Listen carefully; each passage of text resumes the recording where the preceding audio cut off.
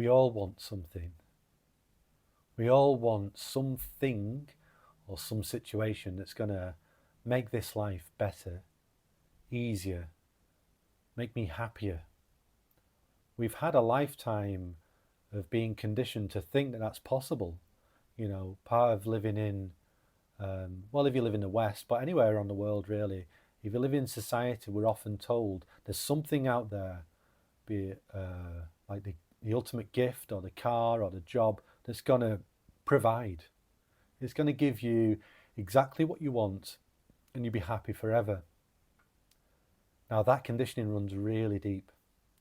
So much so that when you find yourself on the path of awakening and you're exploring awakening, spiritual awakening, enlightenment, non duality, Dharma, that conditioning just stays strong. It's still there. It's kind of baked into our bones almost because it's the conditioning of a lifetime. So instead of us craving the material thing, we then subtly turn towards it's like the ultimate goodie, the ultimate achievement, awakening or enlightenment. It's like, oh no, I'm no longer chasing this gross material stuff. I'm now on a path to enlightenment. I mean, how kind of like juicy does that sound, especially to, the self, the thinking mind? It's like, oh wow, not only am I going to get one thing, I'm going to get everything I've ever wanted is going to be obtained by me once I awaken and I get enlightenment. And that's including, ease, peace, connection, relationships, love, yeah, just like life falling into place and me never having to struggle ever again. Now, I'm not saying those things aren't necessarily true, but it's really good to be aware of how, let's say when you watch non-duality videos or videos on awakening, watch how the mind kind of bubbles up and projects that viewpoint onto the person, let's say, that you're hearing talk. So it could be me, let's say me, for instance, you could be listening to this and think, oh, that guy, he's got it. He's saying things that sound wise. They sound like they point to awakening. So he's got that. He's got the thing that I want, and I want what he's got. And you can see how that's just a subtle form of the conditioned craving we've experienced all our life. So if we're not aware of that when we're engaging in this content, we can just find ourselves lost in this kind of never-ending seeking for a different way of life, a different way of being, maybe like a better me, a better person, not the old me, the old person who used to suffer all the time, a new me who doesn't suffer, who's free and connected and, bathed in sunlight all the time. But I would say awakening, well, anybody who's experienced it, they know it's not like that. It's not in the realm of me getting anything. But still, that dynamic happens when you're watching videos like this. So pay attention to the mind, to the heart, to your emotions, and to that sense of longing or wanting that might arise when you watch videos like this on awakening or non-duality videos. Especially pay attention to the way that we project a situation onto whatever you're viewing.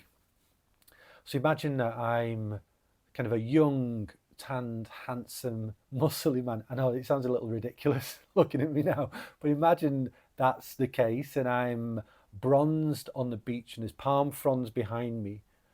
And I'm talking about the freedom of no self, the liberation and the love that's here right now, and how you too can awaken to this, this beautiful tropical sunset of a life.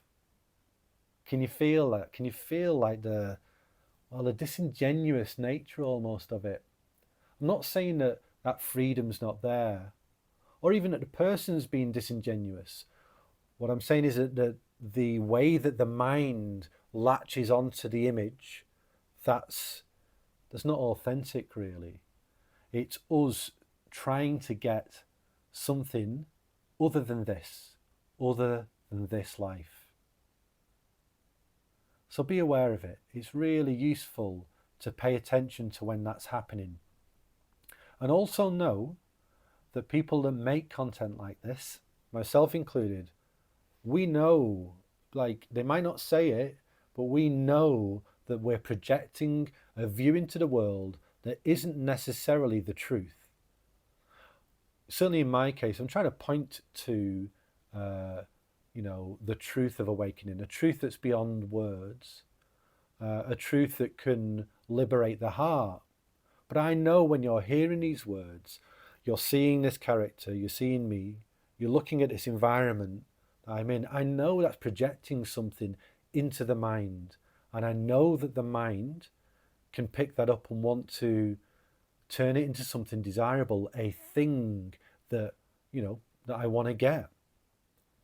So I'm sat in front of some like Buddhist figures that are just part of my life. I'm interested in it, and I've been practicing Buddhist for quite a while. So you've got a tanka here, looks quite exotic. Got some Buddhist figures here, some prayer flags. That's just kind of part of my room. But I know that that it does have an impact on what you're seeing and what your mind does with it. Okay. So I'm not going to promise that you're going to get a life of ultimate wisdom surrounded by Buddhist and like Bodhisattva figures that are always going to be looking down upon you, and you're going to sit in a well-lit, peaceful room, with a purring cat beside you. I've got a purring cat beside me, so you can't see her, but she's kind of over there. Yeah, that's not what you're going to get. What you're going to get, if you follow this path of awakening, is something beyond words, beyond context, not fixed, deeply rich, and also sometimes really difficult, challenging, but beautiful at the same time. What you're not going to get is this forever sunset holiday in the tropics, or walking through fields of barley on a spring morning whilst touching the barley corns and your hair flowing in the wind. You're not going to get a forever one of them. That's just not what this is. So be aware of when the mind kind of attaches onto that view, and just sit with it. Recognize this is craving. This is desire. This is me wanting something other than what I've got right now, and me projecting that other onto somebody else, onto something else. And also, it's no different, really, it's no different from that conditioning, that craving and conditioning that you've experienced all your life, for a car, a job, for money. It's the same mechanism at play, thinking that there's something out there other than this moment right here that's going to give me forever satisfaction.